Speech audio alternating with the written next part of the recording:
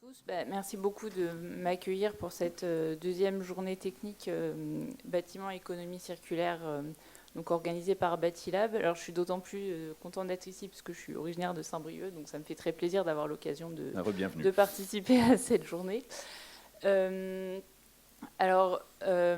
donc c'est vraiment très enthousiasmant de voir que le sujet de l'économie circulaire rassemble autant de monde, donc ici à Saint-Brieuc, mais lors de beaucoup d'événements organisés dans les différentes régions françaises. Et c'est vrai qu'il y a un engouement énorme depuis on va dire, 10 dernières années, et on a vu une évolution des pratiques impressionnante. On revient juste un petit peu en arrière. Donc en 2014, on a eu l'exposition Matière grise à Paris, organisée par Encore Heureux, les architectes Encore Heureux. Donc vous avez ici l'image d'un pavillon démonstrateur avec donc une façade en porte réutilisée. Donc il y a eu cette exposition, un livre aussi qui a fait prendre conscience de l'enjeu que représentait toute la matière, qui pouvait être perçue comme du déchet initialement, mais à laquelle on a redonné un potentiel de réemploi ou autre, recyclage, réutilisation. Et on a commencé à avoir une prise de conscience des premiers diagnostics ressources qui ont été proposés par des acteurs très enthousiastes sur ce type de démarche. Et puis au même moment, enfin à peu près, j'ai pu participer à un projet de recherche européen. À l'époque, j'étais en Angleterre, donc il s'appelait BAMB, Building as Material Banks. Et donc ce projet-là, donc sur l'économie circulaire, sur le fait d'envisager les bâtiments comme des banques de matériaux qu'on pourrait mettre en œuvre dans d'autres bâtiments plus tard pour finalement ne pas préserver de nouvelles ressources. Et à l'époque, c'était très très exploratoire. Il n'y avait pas encore grand-chose qui se faisait. Donc c'était vraiment les balbutiements de l'économie circulaire dans le bâtiment. En 2017, donc il y a eu le projet Pulse. Donc j'étais, à l'époque où je suis rentrée en France, et le bureau d'études dans lequel je travaillais a en partie travaillé sur ce projet-là. Et donc ce bâtiment, c'était le siège du comité des JO Paris 2024. Et il y a eu la mise en œuvre de 20 000 m² de planchers techniques de réemploi. Donc ça, c'était vraiment une première pour un réemploi à cette échelle. Et ça a donné lieu à la structuration de la filière Mobus, qui est spécialisée dans le plancher technique de réemploi. Et maintenant, c'est vraiment quelque chose de très très courant, même de trop courant presque, parce qu'il y a trop de demandes sur le plancher technique de réemploi sur les projets de bureaux. Et puis depuis 2017, il y a eu énormément d'autres exemples. Donc là, c'est une petite sélection très arbitraire de 4 projets pour montrer toutes les démarches qui ont fleuri de projets avec beaucoup de réemploi. Donc il y a les bureaux de Envie en haut à gauche à Paris, la Grande Halle de Colombelle à Caen, la Ferme des Possibles à Stein, et puis le dernier projet, c'est une résidence étudiante à Pierrefitte, avec une façade en briques de réemploi. Donc on a vu énormément de démarches et puis une généralisation en fait dans beaucoup de projets, même si c'est pas toujours une grande échelle si c'est pas toujours des volumes hyper importants, il y a cette systématisation d'introduire une démarche d'économie circulaire dans les projets. Et associé à ces projets, on a aussi un écosystème d'acteurs qui est très très dynamique. Donc là, c'est absolument pas exhaustif et c'est en perpétuelle évolution. Donc vous avez un certain nombre d'acteurs de marketplace, de plateformes plus physiques, qui sont régionalisées, d'AMO réemploi, de différents opérateurs spécialisés dans certains flux de matériaux. Il y a des réseaux d'experts. D'ailleurs, je vous disais que c'est dynamique. le logo du booster du remploi n'est plus bon, par exemple, mais voilà. Et après, vous avez maintenant, là, depuis les dernières réglementations sur la responsabilité élargie des producteurs de déchets, les éco-organismes aussi, qui sont des acteurs structurants dans la mise en place de solutions de gestion des déchets, enfin de valorisation des déchets du bâtiment. Donc des outils, des guides techniques qui sont disponibles, et puis il y a de nombreux projets qui continuent d'alimenter ces outils, des opérateurs de gestion des ressources, puis voilà, des annuaires. Donc on a vraiment, on voit que le paysage en termes d'économie circulaire a énormément évolué, évolue toujours, et donc c'est quelque chose qu'il faut suivre voilà, en permanence. Et donc pourquoi on a tout ça, enfin, qu'est-ce qui a fait que voilà, qu'on a pu en arriver là, qu'on en arrive là et que ça évolue toujours? Il y a d'abord quelques constats. Donc, bon, on sait que le secteur du bâtiment, c'est un gros émetteur de CO2. Donc on estimait en 2019 à environ un quart des émissions de CO2, enfin de gaz à effet de serre en France liées au secteur du bâtiment. Donc on a un tiers qui est dû à la construction en elle-même, aux matériaux de construction, 2 tiers en exploitation. Sachant qu'on fait des bâtiments de plus en plus performants énergétiquement, on a plutôt une tendance qui tend à s'inverser entre les deux, en fait, et globalement, la partie matière va être de plus en plus impactante en termes de CO2 par rapport à l'énergie en opération. Après les déchets, donc le secteur du BTP est le premier producteur de déchets avec 70% à peu près du total des déchets en France. Donc en 2020, on avait 213 millions de tonnes de déchets liés au BTP, sachant que 2020 était plutôt une petite année de production de déchets en raison du Covid. Et on a à peu près 45 millions pour le bâtiment. Et puis le BTP aussi, très gros extracteur de ressources primaires, enfin donc de matières minérales notamment, 397 millions de tonnes en 2018 en France. Et donc la même année, on avait 32 millions de tonnes de ressources recyclées qui ont permis d'éviter les mêmes extractions. Donc ça, c'était le constat des chiffres. Et pourquoi est-ce que le secteur se structure et pourquoi est-ce qu'on commence réellement à agir et à changer les pratiques? Donc il y a un contexte là avec certains événements géopolitiques, donc notamment la guerre en Ukraine a fait prendre quand même pas mal conscience des tensions sur l'approvisionnement en matières premières. On a vu aussi une première prise de conscience avec le Covid.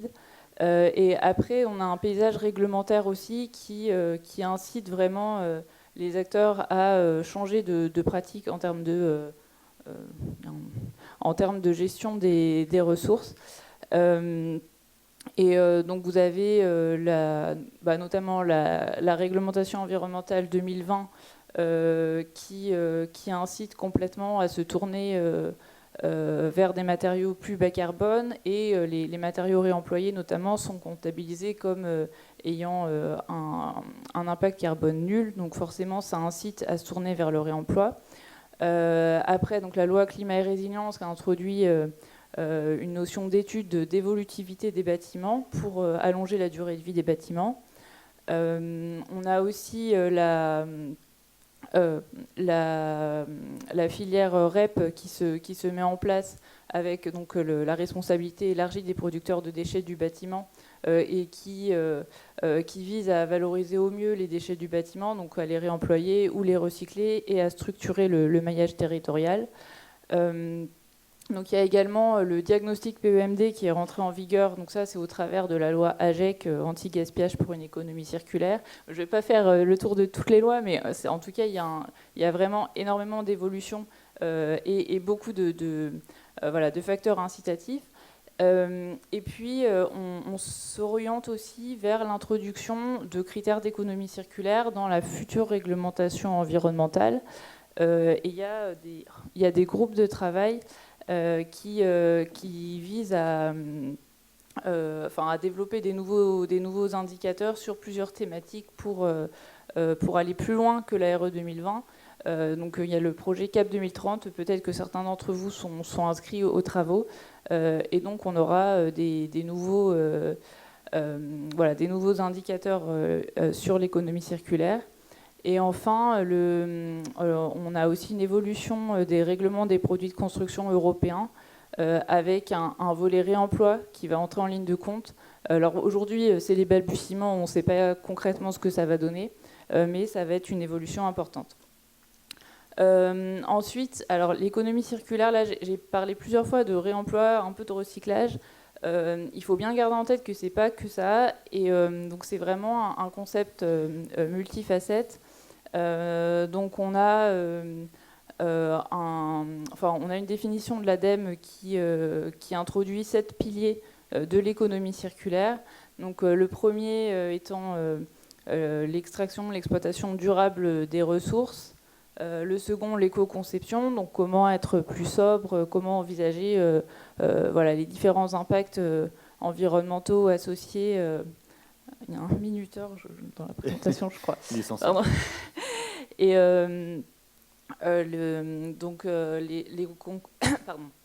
l'éco-conception qui implique de vraiment réfléchir bien en amont de ce qu'on fait pour limiter tous les impacts associés à un process. Donc l'écologie industrielle et territoriale, là ça concerne moins le bâtiment. Merci. Mais c'est plus voir comment optimiser la gestion des flux inter-industries. Donc s'il y a des déchets de chaleur par une certaine industrie, par exemple si on incinère des déchets, comment on va pouvoir récupérer cette énergie pour des réseaux de chaleur. Ensuite, vous avez l'économie de la fonctionnalité. Donc ça, c'est comment faire pour changer de façon d'utiliser, de façon de consommer, ne pas forcément vouloir être propriétaire d'un produit, mais pouvoir réfléchir à l'usage. Et donc ça, forcément, ça implique beaucoup de sobriété. Donc la consommation responsable, ça, une fois qu'on a un bâtiment, comment on fait en sorte de consommer moins de ressources.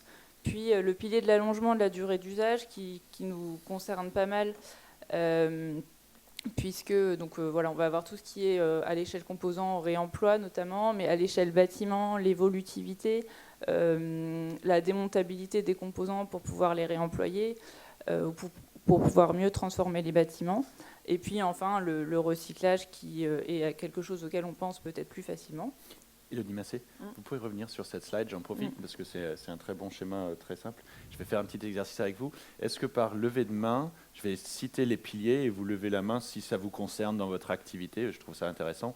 Dans le premier pilier, extraction, exploitation et achat durable, levez la main si votre activité est directement liée à cela. Soyez pas timide, hein, on est là pour échanger. Ok. L'éco-conception, écologie industrielle et territoriale, économie de la fonctionnalité, peut-être, super. Consommation responsable, ouais. Allongement de la durée d'usage et recyclage. Très bien. Bon, il y a plein de mains qui se sont levées plusieurs fois, c'est normal. Globalement, le message sur la globalité de l'économie circulaire, il est bien incarné par les uns et les autres. Merci à vous pour cet exercice. Élodie Massé, je vous en prie. Et donc, du coup, si on regarde comment on applique tout ça au bâtiment, donc on va regarder déjà le stock existant des bâtiments pour voir comment on va vouloir valoriser les matériaux dans le cadre de projets de rénovation ou de déconstruction. Donc on va avoir plusieurs voies en fonction de l'état des produits qu'on va déposer. Donc on peut avoir du réemploi, donc soit qui va aller directement dans un autre bâtiment, voire dans le même éventuellement. On peut passer par un centre de reconditionnement aussi.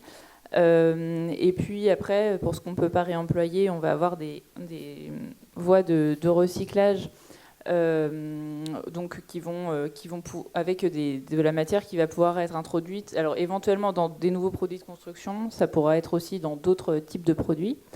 Et puis, en fait, quand on voit ce qui se passe sur le parc existant, on se demande comment faire pour que les futurs projets soient finalement plus faciles à gérer en fin de vie, comment on va mieux concevoir des montables, évolutifs aussi, pour que finalement on n'ait pas à démolir des bâtiments, mais qu'on puisse plus les transformer simplement avec, avec quelques petites modifications plus légères et donc et pouvoir les adapter aux besoins. À l'échelle produit, on va réfléchir à comment introduire de la matière recyclée, recyclable, démontable, plus durable dans le temps, réemployable, etc.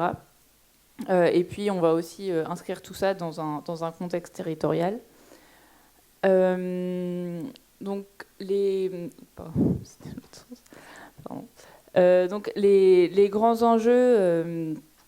finalement, c'est comment rendre le secteur du bâtiment compatible avec les limites planétaires, donc assurer une pérennité d'usage des ressources et à des coûts économiques et environnementaux acceptables. Donc ça, c'est vrai que bien sûr l'aspect économique, il est souvent déterminant dans les projets et c'est un vrai enjeu d'avoir une approche qui prend ça en compte pour trouver des solutions adaptées. Donc comment valoriser le patrimoine existant, donc dans le cadre de rénovation des constructions, trouver les bonnes solutions, que ce soit réemploi, recyclage.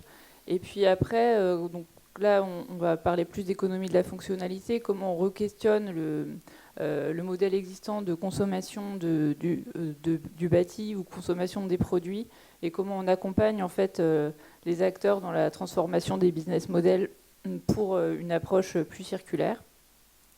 Donc les défis derrière tout ça, c'est permettre une massification des pratiques circulaires, apporter des réponses opérationnelles pour lever les freins sanitaires, économiques, réglementaires associés, et puis proposer des scénarios fonctionnels d'optimisation du parc bâti et décliner leurs conditions de mise en œuvre. Donc si on s'arrête sur cette dernière phrase, les scénarios fonctionnels d'optimisation du parc bâti, ça peut être par exemple, si on regarde le parc bâti existant, les bâtiments vacants, etc., on peut regarder comment on pourrait les utiliser différemment, les transformer pour répondre à un besoin plutôt que de les démolir, reconstruire d'autres bâtiments, parce qu'on a déjà en fait un parc qui existe. Et il y a des solutions pour le faire, mais après, c'est pas forcément évident de prime abord, donc il y a un travail à mener là-dessus. Et puis après, on va avoir des enjeux un peu plus émergents finalement. Enfin, au fur et à mesure qu'on travaille sur ces sujets, on s'aperçoit qu'il y a des problématiques assez complexes qui sont à traiter.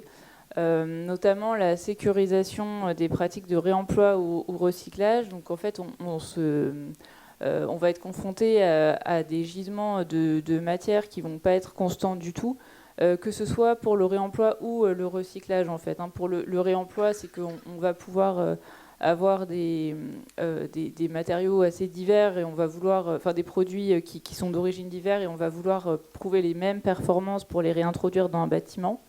Et après, pour le recyclage, là, c'est plus qu'on a besoin quand même d'une certaine constance de la matière pour la réintroduire dans des process industriels.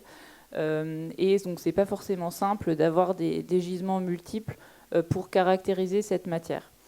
On va aussi avoir un enjeu sur des substances nocives qui peuvent être présentes dans les produits qu'on veut recycler ou réemployer, parce qu'on a eu des évolutions de la réglementation. Donc, pour certains types de substances comme l'amiante, c'est globalement assez facile parce que c'est assez bien. On sait où il y en a. On sait facilement l'identifier. Il n'y a pas du tout que l'amiante. Il y a beaucoup d'autres composants. Donc ça, il faut l'avoir en tête et il faut réussir à répondre à cet enjeu-là. Et on va avoir tout ce qui est freins sociologiques qui vont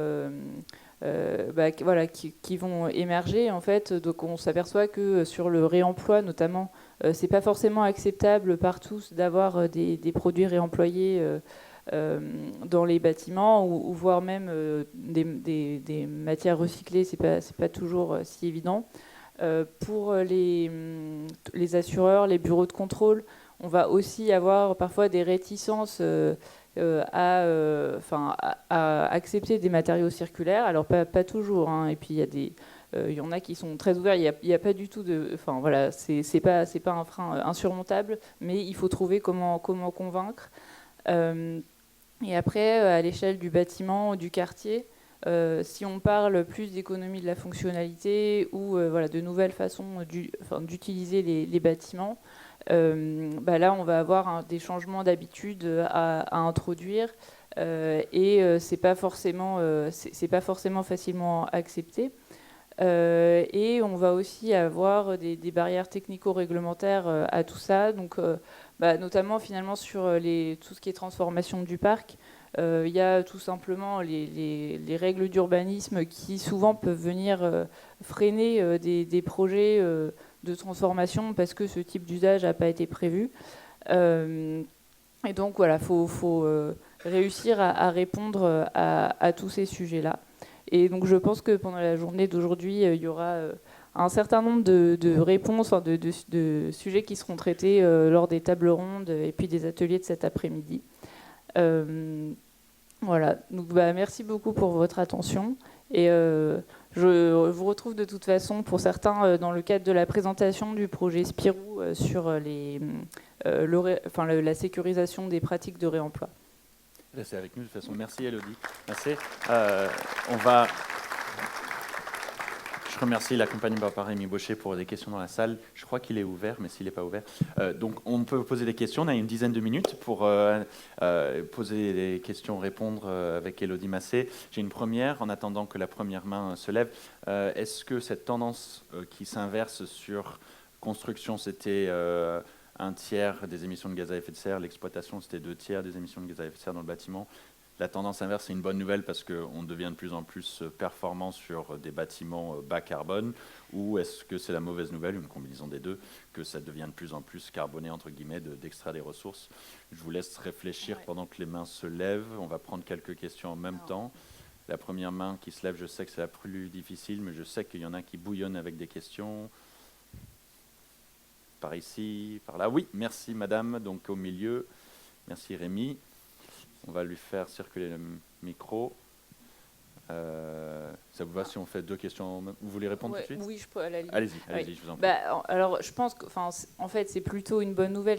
La proportion change. L'idée, c'est que le total diminue. Donc ça, oui. on peut y arriver, mais c'est plus pour dire que l'enjeu maintenant va plus être en fait sur la partie matériaux plutôt qu'énergie, parce qu'a priori, justement, la partie énergie, elle est de mieux en mieux gérée. Donc le gros du travail sera sur les matériaux, mais tout ça pour faire réduire le total finalement. D'où l'importance de l'économie circulaire et toutes ces dimensions.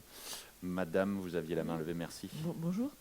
Moi, ma question, c'était, est-ce que vous avez des exemples d'économie de la fonctionnalité et à partir de quand il faut prendre en compte cet aspect-là dans un projet? Et vous voulez bien juste dire de quelle organisation vous êtes Conseil départemental des Côtes-d'Armor. Merci. Alors, l'économie de la fonctionnalité, par exemple, ça peut être au lieu d'acheter de la moquette, maintenant il y a certaines prestations plutôt de location de moquette, et utilisation de la moquette et entretien maintenance. Donc plutôt que de payer la moquette et de l'acheter à la fin, il y a un prestataire qui a tout intérêt à bien l'entretenir pour pouvoir alors soit la laisser en bon état dans le bâtiment juste en l'entretenant bien, mais aussi en pouvant la déposer et la remettre ailleurs s'il y a une volonté de changer de design par exemple. Et vous avez ça aussi pour les luminaires. Alors ça n'a pas forcément extrêmement bien fonctionné, mais à un moment Philips avait envisagé un service en fait de fourniture de paiement par luxe en fait de lumière. Donc l'idée c'était qu'ils s'engagent à maintenir les luminaires et puis à les réparer si besoin, mais du coup ça oblige le fabricant à faire à aller contre l'obsolescence programmée et à faire en sorte que ça dure dans le temps. Et après, sinon à l'échelle du bâtiment, au niveau de l'économie de la fonctionnalité, c'est plutôt que vous pouvez avoir des bâtiments qui vont être utilisés pour plusieurs usages, et donc au lieu de construire, je sais pas, mettons des salles une salle des fêtes, vous allez utiliser une salle polyvalente d'une école pour faire une salle des fêtes le week-end. Et donc on aura, en fait là, on raisonne vraiment en termes d'usage et donc on change un peu la manière de fonctionner.